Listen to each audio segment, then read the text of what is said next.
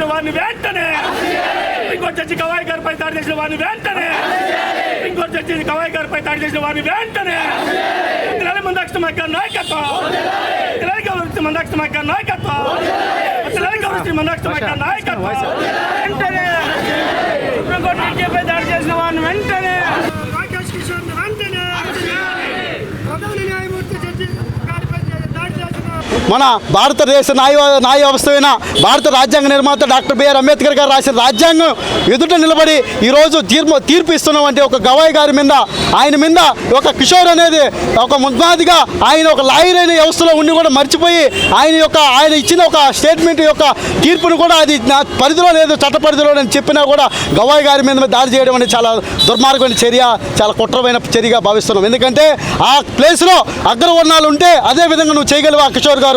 ఎందుకు ఇంత అఘాతానికి పాల్పడ్డావు? ఒక చట్ట దృష్టిలో లేకపోయినా కూడా ఎందుకు నువ్వు ఇంతగా ప్రవర్తిస్తున్నావు? వెంటనే ఈ యొక్క న్యాయస్థానం యొక్క జరిగిన సంఘటన యావత్ భారతదేశ ఎస్సీ బీసీ మైనార్టీలందరూ రాజ్యాంగం మీద జరిగిన దాడిగా భావిస్తున్నారు. పద్మశ్రీ మందకృష్ణ మాదిగ గారి ఆదేశాల మేరకు 2 తెలుగు రాష్ట్రాల్లో అలాగే ఉన్న 15 రాష్ట్రాల ఎంఆర్పీఎస్ కార్యకర్తలు రాష్ట్ర వ్యాప్తంగా అన్నగారి పిలుపు మేరకు ఉద్ధృతం చేస్తాం. ఎందుకంటే ఆ దాడికి పాల్పడే కిషోర్ని వెంటనే అరెస్ట్ చేసి అతని మీద చర్య తీసుకొని ఉరిశిక్ష వేసేంత వరకు కూడా కృష్ణమాదిగ నాయకత్వం మీద ఎందుకు చర్యలు తీసుకుంటామని తెలియజేస్తారు. ఎందుకంటే ఒక కిషోర్ మీ యొక్క చట్టరీతిలో లేని పరిస్థితి ఎట్లా గవాయి గారు తీర్పిస్తారు? ఎస్సీ ఎస్టీ బీసీ మైనార్టీలో ఉన్నాడు కాబట్టి ఆ వర్గానికి చెందిన వాడు కాబట్టి మీరు చొప్పు విసిరారు కాబట్టి అది ఎంతవరకు ఇది? అది అగ్ర కులాలు ఉంటే చేస్తారా?